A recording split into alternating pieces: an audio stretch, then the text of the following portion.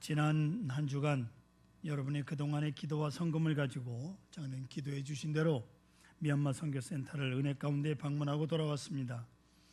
여러분들이 그 귀한 섬김을 진심으로 감사를 드립니다. 주님의 크신 은총이 충만하시기를 바랍니다.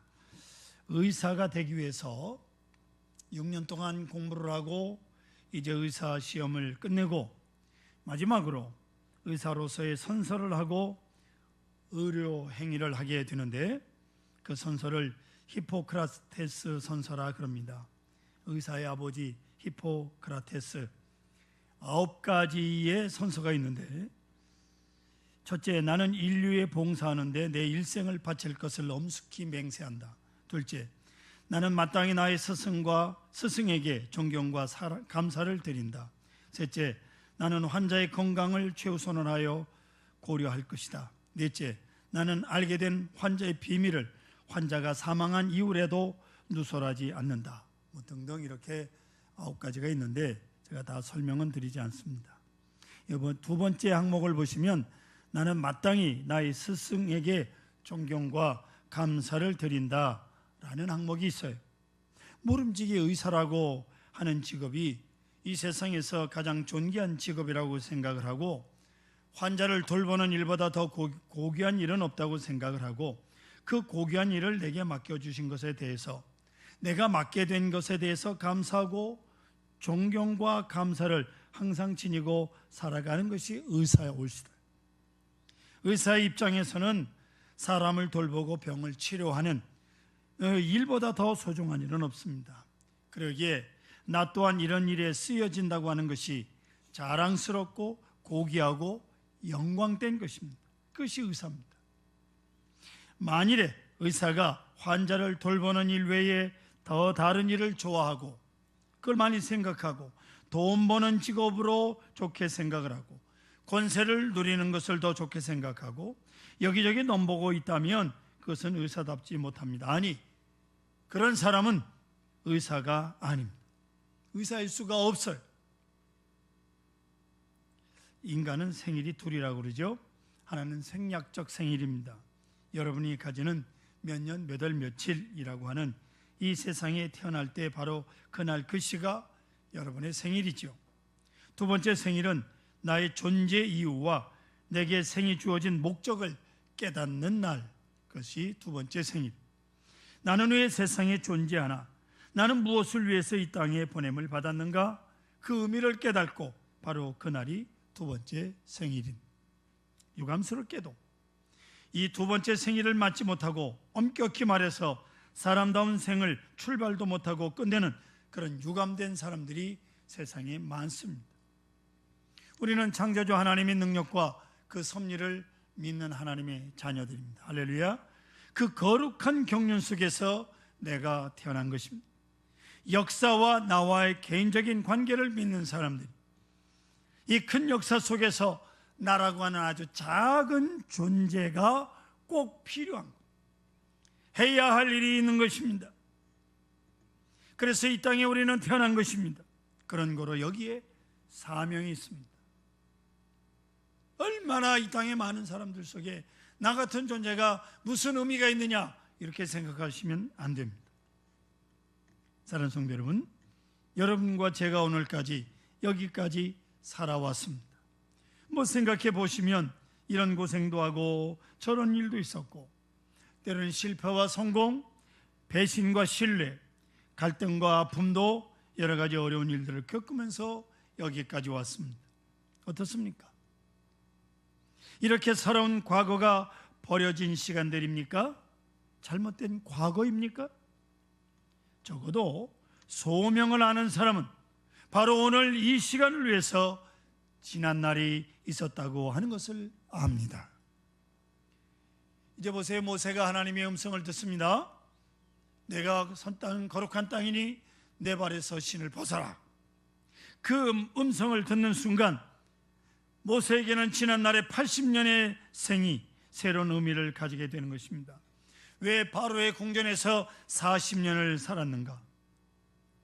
왜 광야에서 40년간 목자의 생활을 해야 했는가? 이 모든 것이 합쳐서 오늘과 내일을 위해서 새로운 의미를 가지게 됐다 그 말입니다. 거기서부터 나라고 하는 존재의 새로운 생이 출발하는 것입니다. 오늘 여러분 본문 10절을 보시면 각각 은사를 받은 대로라는 말씀이 있습니다. 사랑하는 성도 여러분, 보세요. 우리의 생은 주어진 생입니다. 나의 생은 내가 선택한 것이 아닙니다. 하나님께서 세상에 나게 하심으로 내가 태어난 것일 뿐, 내가 나의 아버지와 어머니를 선택한 것이 아닙니다. 그 시점도 그렇습니다. 그러나 나는 주어진 생을, 던져진 생을 살아갑니다. 하지만 우리에게 각자 주어진 은사가 있습니다. 여기에 소명이 있고 사명이 있습니다. 무엇인가 할 수 있도록, 무엇인가를 해야만 되도록 은혜의 선물을 주셨습니다. 그래서 오늘을 위해서 주께서 많은 은사를, 은혜의 선물을 우리에게 허락해 주셨습니다. 또 본문 10절에 보시면 은혜를 맡은 선한 청직이라는 말씀을 합니다. 이 청직이라는 말이 오이코노모스라고 하는 헬라 말인데, 옛날 번역에는 집사라고 번역을 합니다. 집사란 그에게는 타율성이 있고 자율성이 있습니다. 집사가 하는 모든 일은 다 주인을 위해서 존재하는 것이니까 타율성일 수 있죠. 주인이 있어서 내가 있고 내가 주인을 위해서 존재하는 것이 청직입니다. 그러니까, 하지만 한편으로는 주인이 맡겨준 것이 있습니다. 주인의 영역이 있다 그 말이에요. 재산도, 심지어는 하인도 혹은 어떤 권력을 맡겨주었습니다. 그 한계 안에서 집사는 자유적입니다. 그는 자유인입니다. 자기의 책임을 자율적으로 감당해야 됩니다. 이것이 곧 청직입니다. 자, 여러분, 하나님께서 우리에게 이런 은혜를 주셨습니다. 많은 은혜를 받고 우리는 살아갑니다. 그 많은 은혜가 이제 곧 사명이 돼야 되는 것이옵시다. 그런 거로 주신 은혜를 헛되이 받지 말아야 하는 것입니다. 내게 주신 은혜가 오늘 소중한 결실을 보아야 하는 것입니다. 그래서 은혜를 받은 선한 청직이라고 말씀을 하고 있는 것입니다. 그리고 오늘 말씀을 여러분 자세히 보시면 아시겠지만 서로라는 단어가 3번 나옵니다. 서로라고 하는 뜻이죠. 신약성경 요한복음 13장 34절에 이렇게 말씀합니다. 앞에 보시고 같이 소리내서 읽겠습니다. 새 계명을 너에게 주노니 서로 사랑하라.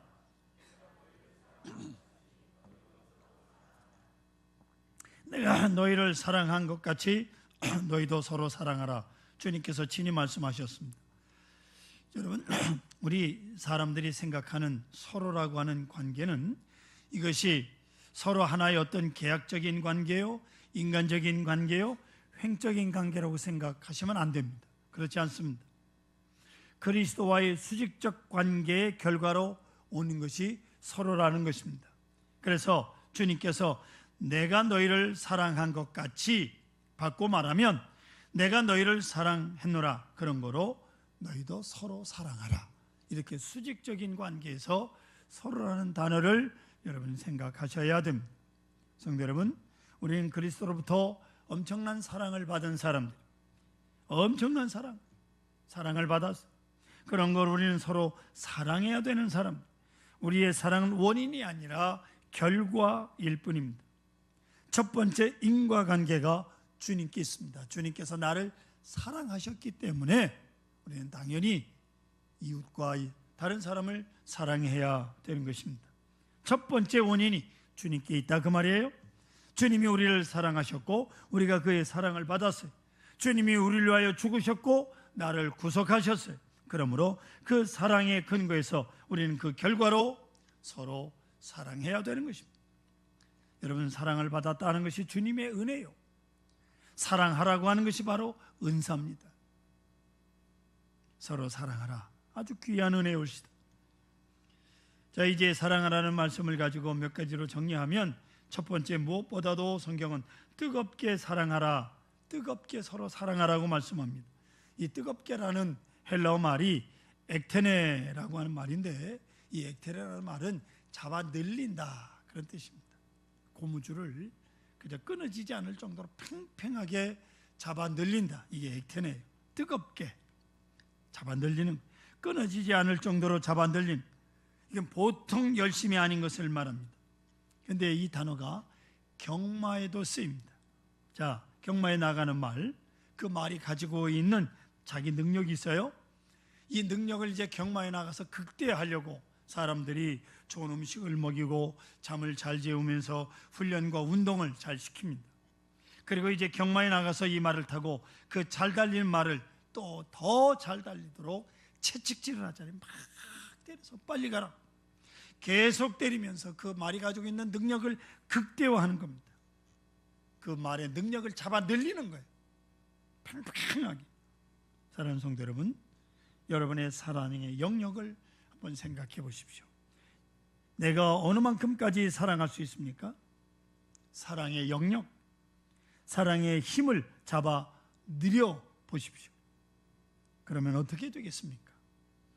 내가 가지고 있는 사랑을 있는 대로 다 늘려버리면 사랑은 허다한 죄를 덮게 되는 겁니다. 할렐루야. 허다한 죄를 덮게 되는 거예요.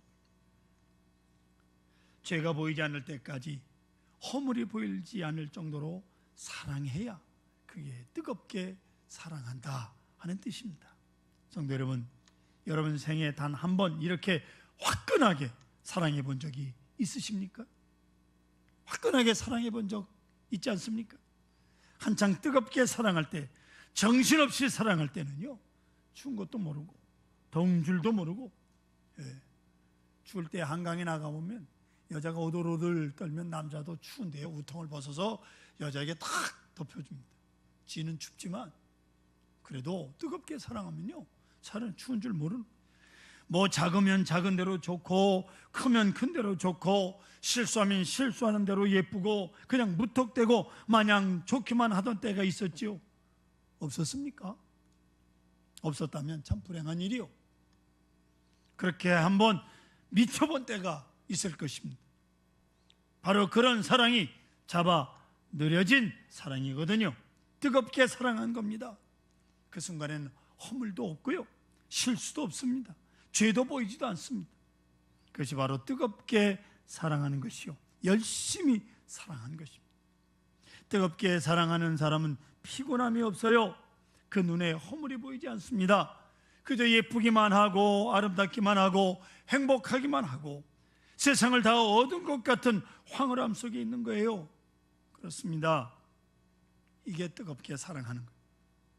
심리학자 에릭 프롬이라고 하는 사람이 사랑의 기술이라는 책을 썼는데, 이 책 내용 중에 사랑의 예술이라는 부분에 사랑의 단계를 두 가지로 말하는데, 하나는 어린아이 같은 사랑이 있다는 겁니다.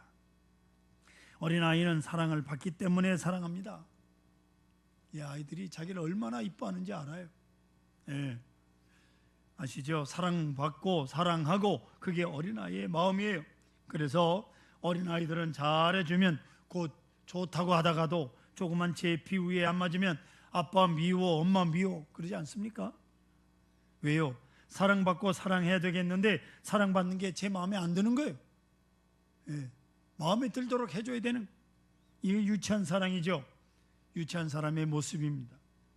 두 번째로는 성숙한 사람은 사랑하기 때문에 사랑하는 거예요.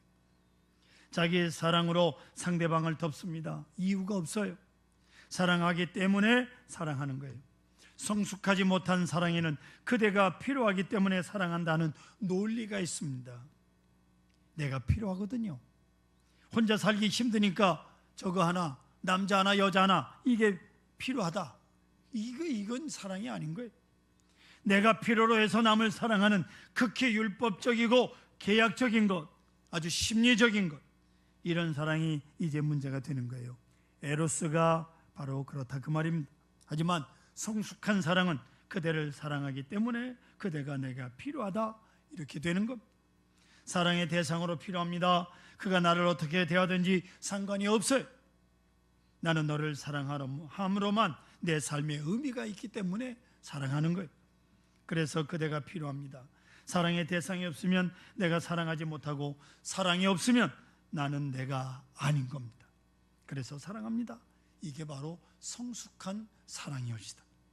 모든 성경은 말씀합니다. 무엇보다도 뜨겁게 서로 사랑할지니. 여러분, 무엇보다도 열심히 서로 사랑하시기를 바랍니다. 두 번째로는 서로 대접하라 말씀하고 있습니다. 이 대접한다고 하는 말은 필로세노이라는 헬라 말인데, 설명을 드리자면 필로라는 말은 사랑이라는 뜻이고 세노이라는 말은 행동이라는 말입니다. 그래서 이 말을 번역할 때 영어로는 hospitality라고 번역을 하는데, 여러분 이거를 찾아보면 환대라고 번역을 합니다. 환대. 무슨 말이냐? 말로만 사랑하는 게 아니라 대접하는 거예요. 아주 환영하고 잘 접대하는, hospitality라고 하는 말이. 예? 음식도 대접하고 여러 가지로 잘 대주는 것, 내가 사랑하는 자에게 필요한 부분을 내가 채워주는 것, 행동적 사랑을 말하는, 그게 대접한다, 그런 뜻이에요. 남편을 대접하고 아내를 대접하는 좋은 의미로 하나님의 사랑을 실천함이 있어서 우리가 시험에 빠지고 유혹에 빠질 수 있다고 12세기 수도사였던 끌레누보 버나드라고 하는 사람이 경고를 하는데, 이 사랑의 함에 있어 시험과 유혹에 빠지는 세 가지 경우가 있습니다. 첫째는 실망이에요. 성도 여러분, 참사랑에는 실망이 없어요. 어느 순간에라도 실망을 했다면 여러분의 사랑은 거짓말이에요. 그것은 사랑이 아닙니다. 사랑에는 실망이 없습니다. 무한하게 무한한 미래를 바라봅니다. 대통령의 어머니라는 책이 있어요. 제목의 책이 있는데, 미국의 여러 사람 대통령 그 어머니들을 설명하고 있는데, 11명의 대통령이 되는 결정적 역할을 한 것이 어머니였다라고 이 책은 쓰고 있어요. 그 어머니의 특징이 뭐냐 하고 말하는데, 그 중에 이런 말을 합니다. 그 어머니들은 낙심한 적이 없다는 거예요. 자식의 실수를 보고도 절대로 실망하지 않았다는 겁니다. 그리고 사랑의 실천을 현실로 보여주었다. 손님을 대접하고 불쌍한 사람을 돌보고 자선사업을 하고 그런 것들을 어머니가 보여준 거예요. 실천했어요. 그것이 다른 점이었다. 지금이라도 여러분 늦지 않았습니다. 자녀를 대통령으로 만드시려면 실천하시면 됩니다. 아멘. 대통령 만들 자신이 없으십니까? 아멘 하시면 됩니다. 예. 사랑은 말이 아니에요. 절대로 사랑에는 실망이 없습니다. 쉽게 실망하는 것은 그 사랑이 참사랑이 아니기 때문에, 또한 그 사람은 칭찬을 기다리지 않습니다. 사람에게 보이려고 하는 마음이 없습니다.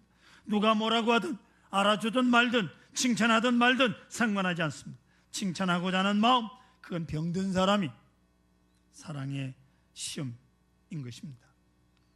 두 번째로 위선입니다. 사랑의 형식만 남고 내용이 없는 거예요.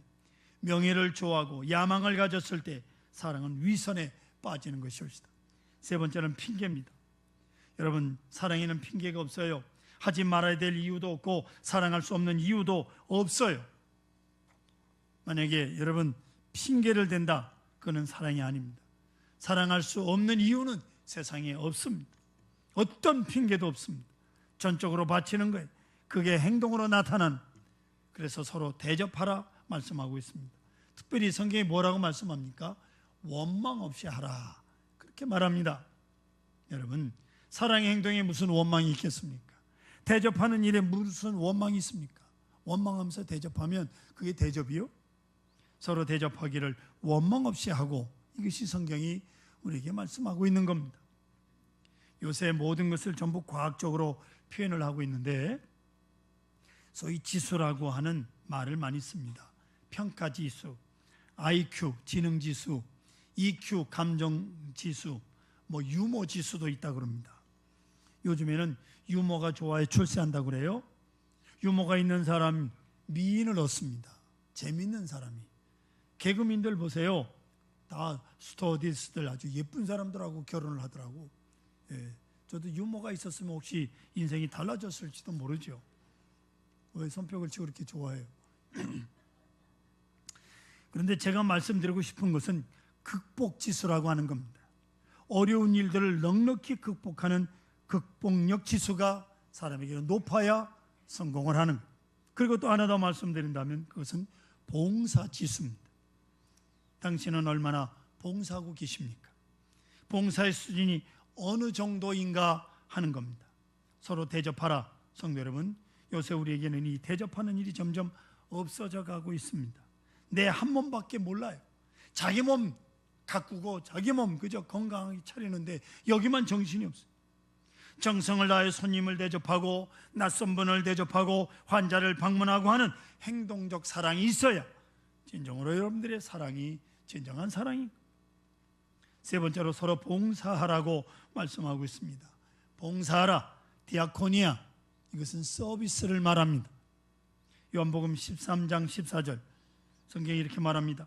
내가 주와 또는 선생이 되어 너희의 발을 씻었으니 너희도 서로 발을 씻어주는 것이 옳으니라. 예수님 말씀합니다. 이 마땅하다. 다른 사람의 발을 씻어주는 게 마땅하다. 서비스하라 그 말이죠. 여러분, 예수님께서 우리를 위해 죽으셨어요. 주님께서 세상에 오실 때는 섬김을 받으려고 함이 아니라 도리어 섬기려 하고 자신을 대성물로 주러 오셨다고 성경은 말씀하고 있습니다. 철저하게 주님은 섬기는 자로 오셨고 섬김을 끝으로 생의 끝을 내셨습니다. 그러니 우리는 주님의 섬김을 받은 자로서 마땅히 형제를 섬기는 자세로 살아가야 할 것입니다. 모름지기 우리는 섬기는 마음이 있어야 하는 겁니다.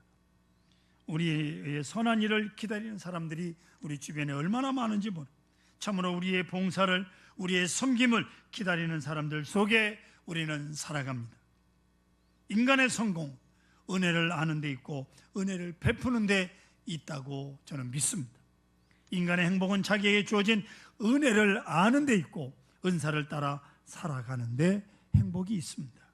사랑하는 성도 여러분, 사랑하고 대접하고 섬기는 삶이 최상의 가치를 사는 길입니다. 이것을 잊지 마시기 바랍니다. 여러분 얼마나 가졌느냐가 얼마나 베풀었느냐, 여러분 얼마나 섬기고 살았느냐, 이 점을 저는 묻고 싶습니다. 오늘 본문 7절과 8절 말씀을 보십시오. 특별히 이렇게 말씀합니다. 만물의 마지막이 가까웠으니 그러므로 너희는 정신을 차리고 근신하여 기도하라. 무엇보다도 뜨겁게 서로 사랑할지니라고 말씀하고 있습니다. 만물의 마지막이 가까웠습니다. 만물의 마지막이 가까웠습니다. 마지막 때에 우리가 해야 될 일이 무엇이겠습니까? 열심히 서로 사랑하고 구체적으로 대접하고 서로 봉사하면 될 것입니다. 거기서 우리의 삶의 마지막을 가장 아름답게 의미 있게 꽃피워 가야 할 것입니다. 그동안 미얀마 선교센터를 돕고 관심을 가져주심에 깊은 감사를 드립니다. 또한 이 한 주간 여러분 전도하실 분들과 기도하고 계신 분들에게 더 많은 애정과 관심을 갖고 전화 또는 방문으로 주의 사랑을 나누시기를 간절히 소망합니다.